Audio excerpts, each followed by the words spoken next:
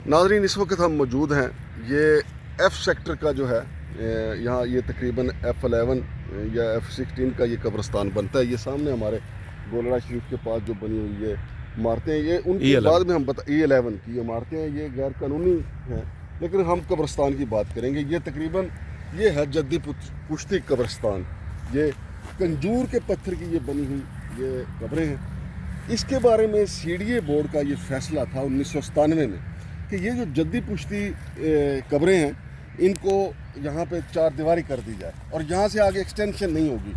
लेकिन अब नाजरीन इसको CDA की नाअहली कहें या लोगों की सीनाजोरी कहें, लोगों की सीनाजोरी कैसे हो सकती है CDA की मर्ज़ी के बगैर?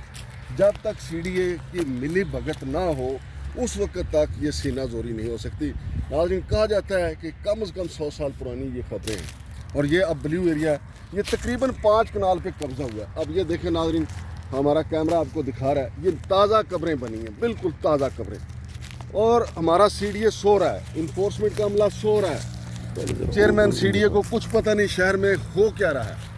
ये हम आपको पहले ये आपको जद्दी जो कब्रिस्तान है वो दिखा रहे हैं। यानी तकरीबन 1997 का फ़ैसला है और 27 साल बाद इसको बाउंड्री लगाई गई और बाउंड्री में भी वो एरिया कवर कर लिया गया। 5-6 कनाल ज़्यादा ज़मीन जो है वो कवर कर ली गई है। ये आप देख रहे हैं, ये बाउंड्री जो लगी हुई है, ये जुल्म, ये इस्लामाबाद के साथ नहीं, ये पाकिस्तान के साथ जुल्म है। अब ये देखें, ये बाउंड्री जो लगी है, कोई CDA का बंदा इधर नहीं आया कि आके वो पूछे कि भाई ये किसने ये बाउंड्री लगाई है। जद्दी पुश्ती, ये कहा जाता है कि ये कब्रें हमारी जद्दी पुश्ती हैं।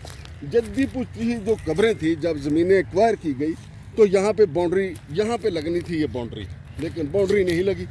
अब ये देखें कि ये बिल्कुल ताज़ा कब्रिस्तान, साथ एक कमरा बना दिया गया है, यहाँ पर रिहाइश रख ली गई है और ये टोटल CDA की नाअहली है, CDA की मिली भगत है। ये चेयरमैन साहब जब तक बाहर नहीं निकलेंगे, जब तक वो अपना कमरा छोड़ के शहर में नहीं घूमेंगे और CDA की जो अरबों रुपए मालियत की जो ज़मीन है उस पर कब्ज़े होते रहेंगे। अब ये देखेंगे, हम आपको दिखाते हैं कि ये कब्रें कब बनी हैं। ये बिल्कुल ताज़ा तरीन कब्रें, यानी 27 साल पहले फैसला हो गया था कि उन कब्रों से आगे कोई नहीं आएगा। ये 2020 की कब्र बनी हुई है जी, ये देख लें। इसानुल हक साहब, दुख्तर काजी मोहम्मद रफ़ीक ज़ौजा इसानुल हक, ये 2020 की कब्र। तो नाज़रीन ये देखें, 27 नवंबर 2023, यानी कोई ज़्यादा पुरानी, बिल्कुल ही चंद माह पहले की बात है। ये कब्र बनी हुई है। अब आपको नाज़रीन एक और यहाँ पे खड़े होकर मैं बताता हूँ। ये सामने 3 टावर आपको नज़र आ रहे हैं। ज़ाहिर है ये अरबपति लोगों के ये टावर है, ये सामने 3 टावर हैं। जो असूल कानून बना, ज़ाब्ता बना, उसके मुताबिक इनकी भी जो अजीज़ो कार फौत होंगे वो इस्लामाबाद के H11 या H8 कब्रिस्तान में जाएंगे। H8 कब्रिस्तान में तो अब जगह नहीं है, H11 में है। लेकिन ये जो ताज़ा कब्रें बनी हैं, ये 3 टावर्स वाले जो हैं सरमायादार अरबपति, अब इनकी ताकत का आप अंदाज़ा लगाएं कि CDA इन 3 टावर के सामने बिल्कुल बौना है।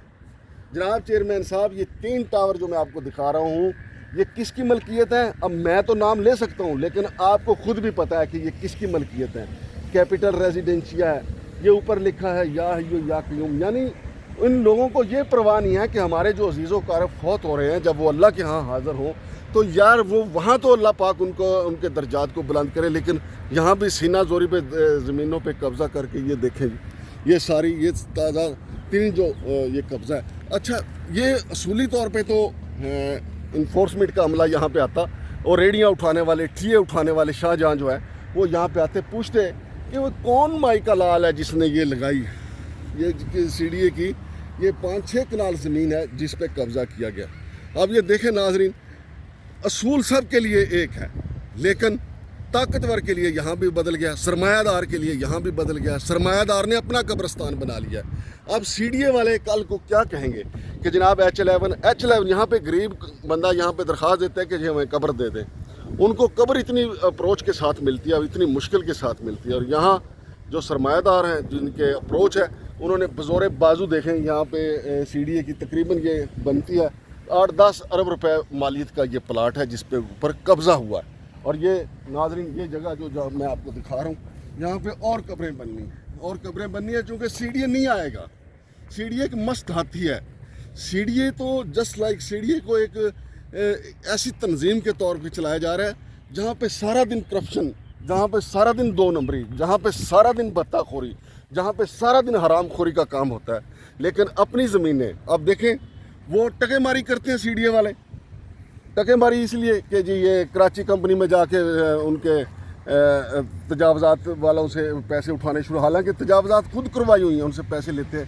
ये जो सीडीए की ज़मीन है जिसका ये अरबों रुपए मालियत जिसकी मैं कीमत बता रहा हूँ, ये सीडीए अगर लेता तो ये पैसे कौमी ख़जाने में जाते, क्योंकि सीडीए का जो अमला है, सीडीए का जो स्टाफ है, सीडीए के जो करता धरता है, उनको ये आदत है कि जी प्लाट बेचो, अपना गुजारा करो। जब प्लाट बेच के अपना गुजारा करते हैं, लेकिन अब मुझे ये समझ नहीं आ रही, मैं फिर बार बार कहूँगा जनाब अनवारुल हक साहब, आप यहाँ पे आएँ, इसको देखें कि ये जगह आखिर है कि ये किसने कब्ज़ा करवाया, कितनी इसकी मालियत है, और सीडीए बोर्ड 1997 का जो फैसला है उसकी खिलाफ वर्जी किसने की है, सीडीए की वो कौन सी काली भेड़ है जिसने ये पैसे लिए हैं, सीडीए का वो कौन सा काला चोर है जिसने ये अरबों रुपए मालियत के प्लाट को जनाब अली इनके सरमायादारों के रहम करम पे छोड़ा है, सीडीए का कौन सा भत्ताखोर है जिसने यहाँ पे ये कब्ज़ा करवाया है, सीडीए का वो कौन सा ऐसा दो नंबर आदमी है, ऐसा कौन सा वो जालसाज है जो सिर्फ़ और सिर्फ माल पानी इकट्ठा करते और सीडीए की ज़मीनों का तहफ़्फ़ुज़ नहीं करता।